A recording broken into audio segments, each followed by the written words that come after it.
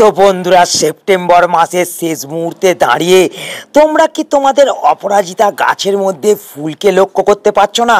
গাছের নতুন নতুন ডালপালাগুলি বৃদ্ধি তো হচ্ছে, কিন্তু সেই ডালপালা থেকে তোমরা কি কুড়িকে আনতে পারছো না? তো বন্ধুরা, এই সময়টাই হচ্ছে আমাদের সঠিক সময় আমাদের প্রত্যেকটা অপরাজিতা গাছগুলিকে যেমন দ্রুত হারে বৃদ্ধি বিকাশ করার, তেমন গাছ থেকে একটা দুটো নয়, অসংখ্য সংখ্যায় ভরে ফুলকে পাওয়ার। তো বন্ধুরা, এই সময় যদি আমরা আমাদের অপরাজিতা গাছের মধ্যে বেসিক কিছু পরিচর্যাকে করতে পারি, এর পাশাপাশি আমরা যদি গাছের মধ্যে সঠিক খাবারকে প্রয়োগ করতে পারি, তাহলে যে সমস্ত অপরাজিতা গাছের মধ্যে আমাদের ফুল আসা বন্ধ হয়ে গেছে, যে সমস্ত অপরাজিতা গাছগুলি সঠিকভাবে বৃদ্ধি হচ্ছে না, সেই সমস্ত অপরাজিতা গাছের মধ্যে যেমন আমরা নতুন নতুন ব্রাঞ্চেসকে আনতে পারবো, তেমন গাছকে আবার আমরা ফুলে ভরিয়ে তুলতে পারবো। তো কোন কোন পরিচর্যাকে এই সময় দাঁড়িয়ে আমাদের অপরাজিতা গাছের মধ্যে করতে হবে, কোন ধরনের খাবারকে এই সেপ্টেম্বর মাসের শেষ মুহূর্তে আমাদের গাছের মধ্যে প্রয়োগ করতে হবে, আজ এই সব গুরুত্বপূর্ণ তথ্যগুলিকে জানতে এবং বুঝতে হতে গেলে ভিডিওটা শুরু থেকে শেষ পর্যন্ত তোমাদের দেখতে হবে এবং অবশ্যই ভিডিও শুরুতে একটা লাইক করে দিতে হবে। যারা নতুন বন্ধু, চ্যানেলে প্রথম, অবশ্যই কিন্তু চ্যানেলটাকে সাবস্ক্রাইব করে রাখবে। বন্ধুরা, এই সেপ্টেম্বর মাসের শেষে আমাদের প্রত্যেকটা অপরাজিতা গাছ থেকে আমাদের ক্রমাগত ফুলকে পেতে হলে আমাদের প্রথম যে কাজটাকে করতে হবে সেটা হচ্ছে আমাদের এই নতুন ব্রাঞ্চগুলোকে ঘিরে। কারণ বন্ধুরা, আমরা সকলেই জানি যে আমাদের অপরাজিতা গাছ পুরাতন ব্রাঞ্চ থেকে কিন্তু কখনোই ফুল দেয় না। যত আমরা গাছের মধ্যে এরম নতুন নতুন ব্রাঞ্চেসকে ডেভেলপ করতে পারবো, তত কিন্তু গাছের মধ্যে আমাদের ভরে কিন্তু ফুল আসবে। কিন্তু এই সময় দেখা যাচ্ছে যে আমাদের নতুন নতুন ব্রাঞ্চগুলি বৃদ্ধি তো হচ্ছে, কিন্তু গাছের মধ্যে সঠিকভাবে কিন্তু কুঁড়ি আসছে না। তো সেক্ষেত্রে আমাদের যে কাজটিকে প্রথমেই আমাদের অপরাজিতা গাছের মধ্যে করতে হবে সেটা হলো এই যে নতুন নতুন ব্রাঞ্চেসগুলো দেখছো, এই ব্রাঞ্চেসগুলোকে আমাদের কিন্তু প্রুন করে দিতে হবে। কারণ যতক্ষণ না আমরা ব্রাঞ্চকে প্রুন করতে পারবো, ততক্ষণ কিন্তু গাছের মধ্যে আমরা সঠিকভাবে কুঁড়ি এবং ফুলকে আনতে পারবো না। কিন্তু সেক্ষেত্রে আমরা অনেকেই যে ভুলটা করি, আমরা ভুলভাবে কিন্তু গাছের প্রুনিংটা করে ফেলি। সেক্ষেত্রে গাছকে যেমন আমরা সঠিক শেপ দিতে পারি না, তেমন গাছের মধ্যে আমরা কিন্তু সঠিকভাবে কুঁড়ি এবং ফুলকে আনতে পারি না। সেক্ষেত্রে আমাদের যেটা করতে হবে, আমাদের ব্রাঞ্চের মধ্যে 4 থেকে 5টা পাতাকে ছেড়ে দিয়ে আমাদের কিন্তু প্রুন করতে হবে। তোমরা এক্ষেত্রে দেখতে পাচ্ছ আমার এই ব্রাঞ্চটার এইখান থেকে একটা কুঁড়ি আসছে এবং তার সঙ্গে সঙ্গে এইখান থেকে কিন্তু একটা কুঁড়ি আসছে, কিন্তু ব্রাঞ্চটা যখনই বৃদ্ধি হতে শুরু হয়েছে বা ওপরের দিকে অংশ থেকে কিন্তু কুঁড়ি আসা বন্ধ হয়ে গেছে। তো সেক্ষেত্রে আমরা যেটা করব, আমরা কিন্তু এই যে ডগাটা, এই ডগাটা কিন্তু আমরা এরকম পিঞ্চ করে দেবো। তোমরা দেখতে পাচ্ছ আমি এই ডগাটাকে পিঞ্চ করে দিলাম এবং তার সঙ্গে সঙ্গে এই যে ডগাটা দেখছো, এই ডগাটাকেও কিন্তু আমি এরকমভাবে পিঞ্চ করে দেবো। তো আমরা যদি সময়ে সময়ে এই ডগাগুলোকে সঠিকভাবে পিঞ্চ করতে পারি, তাহলে কিন্তু আমাদের প্রত্যেকটা অপরাজিতা গাছের মধ্যে আমরা কিন্তু পুনরায় আবার ভরে ভরে ফুলকে আনতে পারবো এবং এই সময় আমরা আমাদের গাছগুলোকে একটা সঠিক শেপ কিন্তু দিতে পারবো। তোমরা দেখতে পাচ্ছ আমার প্রত্যেকটা ব্রাঞ্চে কিন্তু কুঁড়ি এবং প্রত্যেকটা ব্রাঞ্চে কিন্তু ফুল ফুটে আছে। তার কারণ আমি কিন্তু সঠিক সময় সঠিকভাবে এই ব্রাঞ্চগুলোকে কিন্তু প্রুন করে দিই। তোমাদেরও কিন্তু শুরুতেই এই কাজটিকে সঠিকভাবে করতে হবে। তো বন্ধুরা, এই প্রুন করার পাশাপাশি আমাদের যে দ্বিতীয় কাজটা করতে হবে সেটা হলো বন্ধুরা, আমরা সকলেই জানি আমাদের প্রত্যেকটা অপরাজিতা গাছ হলো একটি গ্রীষ্মকালীন গাছ এবং এই গাছ প্রচুর পরিমাণে কিন্তু রোদকে পছন্দ করে। কিন্তু বর্ষাতেও আমাদের প্রত্যেকটা অপরাজিতা গাছ কিন্তু আমাদের ভরে ভরে ফুলও দেয়। তাই এই সময় আমাদের যে দ্বিতীয় কাজটাকে করতে হবে সেটা হলো আমাদের অপরাজিতা গাছগুলোকে আমাদের ছাদ বাগানের এমন একটা স্থানের মধ্যে এনে রাখতে হবে, যে স্থানটার মধ্যে যেমন গাছগুলি সারাদিনের পর্যাপ্ত রোদ্দুর পাবে, তেমন বৃষ্টি পড়া মাত্রই বৃষ্টির জলও গাছের পাতার মধ্যে ডাইরেক্ট পড়তে পারবে। আমাদের একটা কথাকে ভুলে গেলে চলবে না, আমাদের অপরাজিতা গাছ যেমন প্রচুর পরিমাণে রোদকে পছন্দ করে, তেমন বৃষ্টির জলকেও কিন্তু প্রচুর পরিমাণে পছন্দ করে। এক্ষেত্রে যেহেতু আমরা আমাদের অপরাজিতা গাছকে এই সময় একটা খোলামেলা স্থানের মধ্যে রাখবো, তাই এই সময় অবশ্যই আমাদের খেয়াল রাখতে হবে যাতে আমাদের অপরাজিতা গাছের মাটি এই সময় ময়েশ্চার থাকে। কারণ আমরা এই সময় দেখছি মাঝে মধ্যেই যেমন প্রচুর পরিমাণে বৃষ্টি হচ্ছে, তেমন বৃষ্টি থেমে যাওয়ার পরেই প্রখর পরিমাণে কিন্তু রোদ্দুর উঠছে। তো এক্ষেত্রে আমাদের গাছগুলি রোদে থাকার পাশাপাশি যদি মাটি শুকিয়ে যেতে আরম্ভ করে, সেক্ষেত্রে গাছের মধ্যে ধীরে ধীরে ফুল আসা যেমন বন্ধ হয়ে যাবে, তেমন গাছের বৃদ্ধি বিকাশও বন্ধ হয়ে যাবে। গাছের পাতা হলুদ হয়ে ঝরতে আরম্ভ করবে এবং একটিও গাছকে আমরা ডাইব্যাক হওয়ার হাত থেকে কিন্তু বাঁচাতে পারবো না। প্রত্যেকটা গাছ ধীরে ধীরে মারা যেতে শুরু করবে।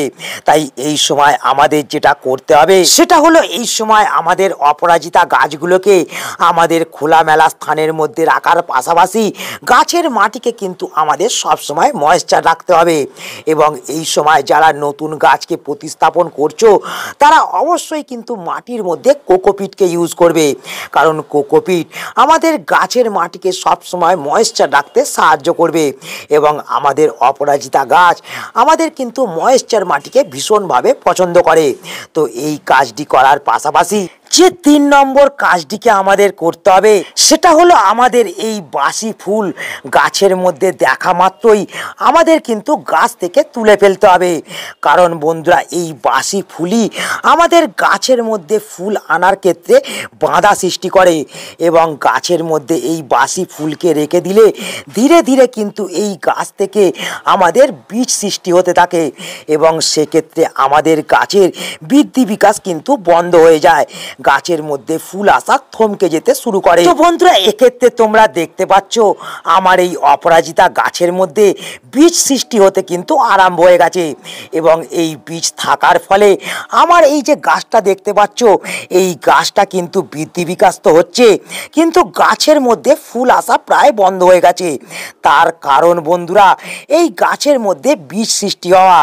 আমরা যদি আমাদের গাছের মধ্যে এই সময় বীজকে নিই তাহলে কখনোই কিন্তু গাছের মধ্যে আমরা কুঁড়ি এবং ফুলকে লক্ষ্য করতে পারবো না। কিন্তু আমরা যদি নতুন চারা গাছ তৈরি করার জন্য আমরা বীজকে নিতে চাই তাহলে কিন্তু আমাদের একটা স্পেসিফিক গাছকে কিন্তু এই সময় বেছে নিতে হবে। আমরা সেই গাছ থেকেই শুধুমাত্র বীজকে নেব, বাকি গাছের মধ্যে আমরা কিন্তু এই সময় কোনো বীজ কিন্তু রাখবো না। বীজ দেখা মাত্রই বা শুকনো ফুল দেখা মাত্রই আমাদের কিন্তু গাছ থেকে পেরে ফেলতে হবে।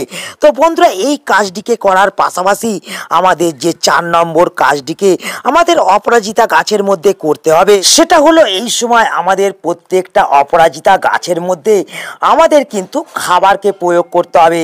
তো এই সময় আমরা আমাদের অপরাজিতা গাছের মধ্যে কোন ধরনের খাবারকে প্রয়োগ করব? তো বন্ধুরা, যেহেতু এই সময় আমরা আমাদের অপরাজিতা গাছগুলোর মধ্যে প্রচুর পরিমাণে নতুন নতুন ব্রাঞ্চেসকে চাই এবং সেই ব্রাঞ্চ থেকে যেহেতু আমরা প্রচুর পরিমাণে কুঁড়ি এবং ফুলকে চাই, সেহেতু আমরা এই সময় নাইট্রোজেন এবং পটাশিয়াম যুক্ত খাবারকে গাছের মধ্যে কিন্তু প্রয়োগ করব। তো সেক্ষেত্রে আমরা যেটা করব সেটা হলো এই সময় আমাদের অপরাজিতা গাছের মাটির মধ্যে ঘরোয়া কিছু খাবারকে আমরা প্রয়োগ করব। কারণ বন্ধুরা, আমরা যদি ঘন ঘন আমাদের প্রত্যেকটা অপরাজিতা গাছের মাটির মধ্যে রাসায়নিক সারকে ব্যবহার করি, সেক্ষেত্রে কিন্তু খুব দ্রুত গাছের মাটি কিন্তু নষ্ট হয়ে যেতে শুরু হয়। তো আমরা যদি একবার রাসায়নিক সার এবং একবার জৈব সারকে ব্যবহার করি, সেক্ষেত্রে কিন্তু মাটি সব সময় কিন্তু ঠিক থাকে। তো আমরা এই সময় যেটা করব, আমরা কিন্তু রাসায়নিক খাবারকে না প্রয়োগ করে আমরা কিন্তু ঘরোয়া এবং জৈব খাবারকে প্রয়োগ করব। তো প্রথম যে খাবারটা আমাদের অপরাজিতা গাছের মধ্যে প্রয়োগ করতে হবে সেটা হচ্ছে বন্ধুরা ভার্মি কম্পোস্ট। আমরা ভার্মি কম্পোস্টের বদলে যে কোনো কম্পোস্ট সার কিংবা পাতা পচা সার কিংবা গোবর সারকে কিন্তু ব্যবহার করতে পারি। আমরা এই সময় প্রত্যেকটি অপরাজিতা গাছের মাটির মধ্যে 2 মুঠো কম্পোস্ট সারকে যদি ব্যবহার করতে পারি তাহলে এই কম্পোস্ট সার থেকে পর্যাপ্ত পরিমাণে গাছ কিন্তু নাইট্রোজেন এবং নানান ধরনের অনুখাদ্যকে ইনটেক করতে পারবে। তো এই কম্পোস্ট সারকে প্রয়োগ করার পাশাপাশি আমরা যে ঘরোয়া জিনিসটাকে এই সময় প্রয়োগ করব সেটা হলো বন্ধুরা এটা। তো তোমরা আমার হাতে যেটা দেখছো এই সময় সেটা হলো চা পাতা। তো এই চা পাতাটা বন্ধুরা আমার কিন্তু ইউজ করা চা পাতা, এবং আমি কিন্তু জলের মধ্যে ভালো করে ধুয়ে রোদের মধ্যে এই চা পাতাটাকে শুকিয়ে রেখেছি। এই চা পাতা কিন্তু আমাদের গাছের মাটিকে যেমন দ্রুত অ্যাসিডিক করে তুলবে, তেমন আমাদের গাছের মধ্যে নাইট্রোজেন এবং বিভিন্ন ধরনের অনুখাদ্যের যোগানও কিন্তু দেবে। তো এক্ষেত্রে আমরা কিন্তু এক মুঠো পরিমাণে ফ্রেশ চা পাতা নয়, আমরা কিন্তু ইউজ চা পাতাকে ব্যবহার করব। এবং এক্ষেত্রে যদি আমরা ফ্রেশ চা পাতাকে ব্যবহার করি, সেক্ষেত্রে আমরা কিন্তু 1 চামচ ব্যবহার করে দেবো। তো এর পাশাপাশি আমাদের যে জিনিসটাকে এরপর ব্যবহার করতে হবে সেটা হলো বন্ধুরা এটা। তো তোমরা আমার হাতে যেটা দেখছো এখন, সেটা হলো কলার খোসা ভেজানো জল। আমরা কিন্তু সকলেই কলার খোসাকে বাড়ি থেকে একটা আবর্জনা হিসেবে ফেলে দিয়ে থাকি, কিন্তু আজ থেকে যদি আমরা এই জিনিসটাকে ফেলে না দিয়ে আমরা এই কলার খোসাকে দিয়ে একটা সুন্দর তরল লিকুইড দ্রবণকে তৈরি করতে পারি, তাহলে কিন্তু আমাদের গাছের মধ্যে আমরা কিন্তু সঠিকভাবে জৈব পদ্ধতিতে পটাশিয়ামের যোগানটা দিতে পারবো। তো এই জিনিসটাকে এবার আমাদের কিভাবে গাছের মধ্যে প্রয়োগ করতে হবে, তো বন্ধুরা আমাদের যেটা করতে হবে, এই কলার খোসা ভেজানো জলটাকে আমাদের অন্য একটা পাত্রের মধ্যে কিন্তু ছেঁকে নিতে হবে। তোমরা এখানে দেখতে পাচ্ছ আমি কিন্তু কলার খোসা ভেজানো জলটাকে ছেঁকে নিলাম, এবং এই যে কলার খোসাগুলো দেখছো, এইগুলোকে আমরা কিন্তু শুকিয়ে মিক্সির মধ্যে গুঁড়ো করে আমরা কিন্তু একটি পটাশের সোর্স হিসেবেও গাছের মধ্যে ব্যবহার করতে পারি। এবং এর থেকে যে আমরা এই তরলটাকে তৈরি করলাম, এই তরলটাকে কিন্তু আমরা গাছের মধ্যে প্রয়োগ করতে পারবো। কিন্তু সেক্ষেত্রে তোমরা কিন্তু ডাইলিউট করে নিতে পারো, কিংবা ডাইরেক্ট তোমরা গাছের মাটির মধ্যে প্রয়োগ করতে পারো, এতে কোনো ধরনের কিন্তু সমস্যা নেই।